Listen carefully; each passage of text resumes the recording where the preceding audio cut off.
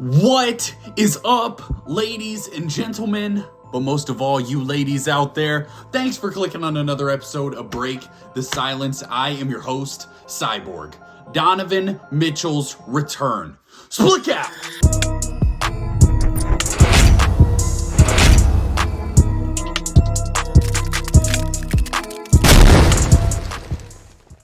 We just got done watching an incredible basketball game between the Cleveland Cavaliers and the Utah Jazz. A game in Utah that the Jazz took the W 116-114. It was the long-awaited return of Raul Neto to Utah.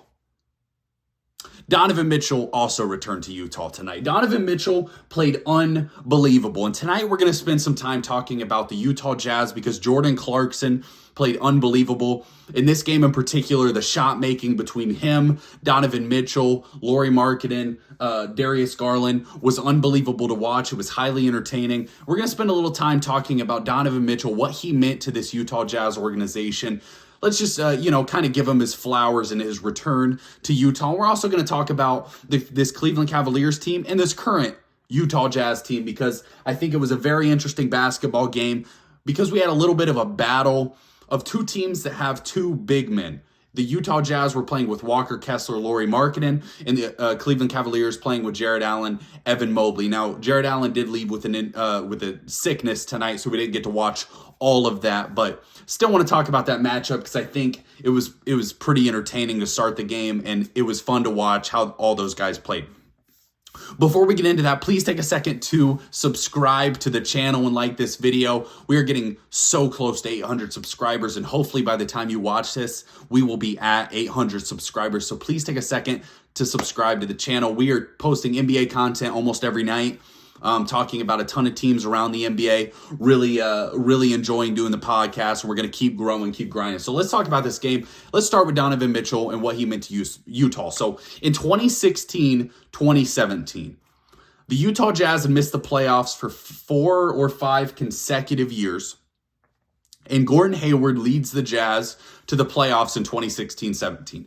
There were then mass rumors in the offseason that Gordon Hayward was going to leave and go somewhere else to a different city. At this point, the Utah Jazz did have Rudy Gobert. He was blossoming a little bit. In 16-17, he actually was second-team All-NBA, so Rudy Gobert had kind of blossomed into a young star in the NBA.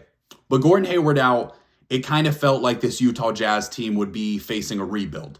The Utah Jazz then had their eye on a young man, Donovan Mitchell, out of Louisville.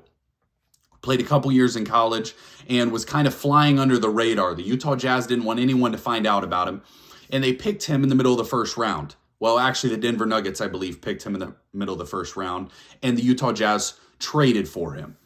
Donovan Mitchell then came in and should have been Rookie of the Year. They actually gave it to Ben Simmons, if you remember that whole controversy. Ben Simmons took home Rookie of the Year, even though that was kind of his second season. He didn't really play in his first year. And Donovan Mitchell was unbelievable. Donovan Mitchell then went on to make 3 All-Star games. He made the playoffs all 5 of his years in Utah. They were the 6th seed or better all 5 years, including in 2020. They were the number 1 seed. 2020, 2021, they were the number 1 seed, and they got bounced in the second round to the Los Angeles Clippers. Donovan Mitchell also had some of the biggest moments in Jazz history some of the greatest performances in Utah Jazz history. Now, the Jazz organization is one that has been well run for years. It's a team that is almost always competitive. Even this year, we thought they were going to tank, and they're clearly a competitive basketball team. If you remember in the 90s when they had John Stockton, Karl Malone, they were in the finals a couple times against Michael Jordan, fell just short there. If you remember in the early to mid 2000s, they had Darren Williams, Andre Karolinko, Mehmet Okur, those kind of guys. And the Utah Jazz actually were the 1 seed, made the Western Conference Finals with that squad and competed with that squad. Then they got Gordon Hayward, competitive in the playoffs again. Then they got Donovan Mitchell, Rudy Gobert, competitive again. And Donovan Mitchell in the bubble year, if you remember, had one of the single greatest performances we've ever seen. The duel between Donovan Mitchell, Jamal Murray was the greatest shot making I can remember seeing in my entire life when you're talking about Two guys going back and forth in the clutch, hitting some of the craziest baskets we've ever seen. Jamal Murray hit a 360 layup around Rudy Gobert, and it was unbelievable. That entire series was unbelievable to watch.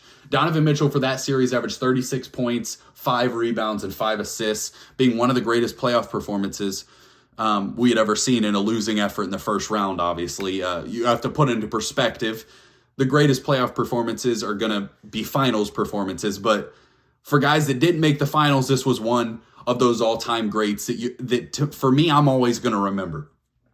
So Donovan Mitchell accomplished so much in Utah, was such a key to what they did for the last 5 years. He then gets traded this summer for Lauri Markennan, 3 first-round picks, I believe. This young guy that the Jazz got, and I apologize if Abaji, I believe is how they say his name, young guy coming on the scene for the Jazz. And then there was one other guy in the trade that I'm drawing a blank on. Lauri Markennan, his name will come to me, but they made this trade with the Utah Jazz and Cleveland Cavaliers. The Jazz got back a bunch of quality players, and now this offense is built around Lauri Markennan and Jordan Clarkson. Jordan Clarkson, who is playing at an elite level this year. He's really taken a step forward as he's gotten more of a role in the offense. He had 32 points tonight, 6 rebounds, 4 assists, was 11 of 19 from the field, and on the season, Jordan Clarkson's averaging over 20 points a game. Jordan Clarkson was a 6th man of the year a couple years ago, and you're talking about one of the elite bucket merchants in the NBA, a guy who scores at a high level, is able to do so many things on the court, and really this game turned tonight when he had an and one flagrant foul 3-pointer. The Utah Jazz were down by a couple points. Jordan Clarkson hits a 3. They call a flagrant for Karis LeVert getting underneath his feet, and Jordan Clarkson nails the free throw. They then score another 3-pointer. 7-point possession from the Utah Jazz turned this entire game around. Now, one of the big matchups that we were watching tonight was the Rudy Gay versus Kevin Love matchup, because that was truly terrible. Rudy Gay should not be an NBA player at this point. That guy is awful at basketball. Let me see what he's averaging on the season, because now I think about it, he's averaging 4 points on the season. He's terrible. And Kevin Love, goodness, God bless him, he was terrible tonight. He was 3 of 12 from the field. So those two guys, that was a matchup of two old guys that maybe it's about time to hang up the old shoes and move on to broadcasting or something like that. But this Cleveland Cavaliers team, I do have a little bit of a concern when you're talking about some of their depth issues, mostly from their wing position. Obviously, we knew that would be their area of weakness when you're playing guys like Isaac Okoro, who's just no good. Lamar Stevens is okay. C.D. Osman is okay. But you're really lacking some scoring there. It's like if Donovan Mitchell and Darius Garland don't score a ton of points, then they're really going to struggle. When you look at this matchup, it was kind of interesting because the Cavs are the number 1 rated defense in the NBA, and the Utah Jazz the number 3 offense. So, you kind of had two juggernauts there.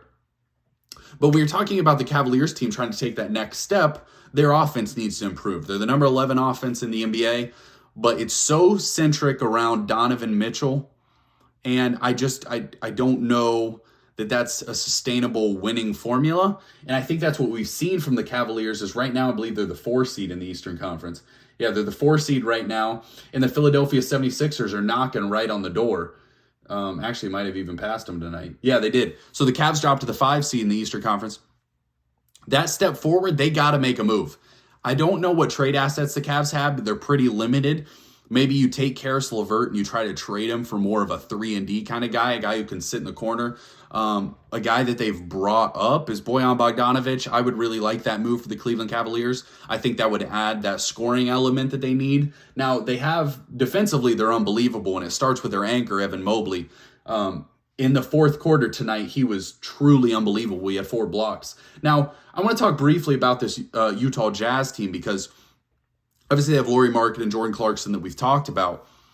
Their trade of Rudy Gobert for the 4 picks, Walker Kessler, Jared Vanderbilt, might be the heist of the century. Malik Beasley might be the heist of the century. Walker Kessler right now is about 75% of Rudy Gobert. Guy's a blocking machine. He's a great rim protector. And if he can develop a little bit in that lob threat, you're talking about a guy who's going to be very comparable to Rudy Gobert for way less money. Plus, you got a ton of assets out of that trade. And the Minnesota Timberwolves are just a total and abject disaster over there in Minnesota. But Utah Jazz, I love what they're building. I do wish they were in the running for, a top 2 or 3 pick. I think it kind of sucks that they're going to be right there in the middle of the pack and probably not getting the Scoot Henderson, Victor Wembanyama sweepstakes. But this Utah Jazz team is built on a good foundation. They have a great young coach in Will Hardy that I really like, coach with the Boston Celtics last year. And they have a bunch of young guys that are playing hard. Now, it was reported that Jordan Clarkson didn't sign the extension. That isn't always a big deal. A lot of times, if you wait till the offseason, you can sign either a bigger extension or maybe he wants to test out the market. We'll see. But I think the Jazz should want to do everything they can to keep Jordan Clarkson because he is someone who draws people to the arena. I want to turn on Utah Jazz games to watch Lauri Markennan and Jordan Clarkson because their shot making is so elite and it's very entertaining to watch. And we saw that tonight from Jordan Clarkson with his 32 points. That's all we got for you on this game. Donovan Mitchell's return, the crowd really, it gave him a warm welcome, and that was cool to see. Anytime someone returns, it's always kind of a cool sight. But Donovan Mitchell is unbelievable. Utah Jazz, Jordan Clarkson's unbelievable. And that's all we got for you tonight. Don't forget to subscribe. Cyborg out.